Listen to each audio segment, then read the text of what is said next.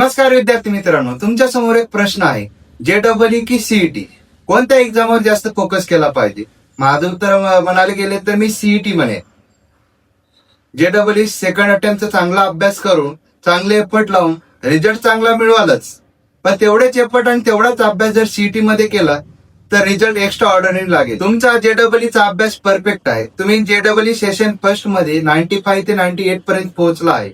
Obviously तुम्ही JEE second attempt दिलाच पाहिजे, पण अगदी 90% विद्यार्थ्याचा JEE सेशन फर्स्ट रिझल्ट ठीकठाक आलेला आहे. अशा वेळेस ताणतणाव न घेता आपण सीईटी कडे शिफ्ट व्हायला काहीच हरकत नाही.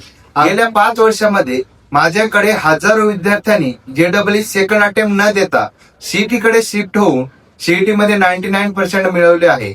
आज द ऍडमिशन हब लातूर मार्फत नामांकित इंजिनिअरिंग कॉलेज, COEP, PJT आणि महाराष्ट्रातील टॉपमोस्ट कॉलेजमध्ये शिकत आहे.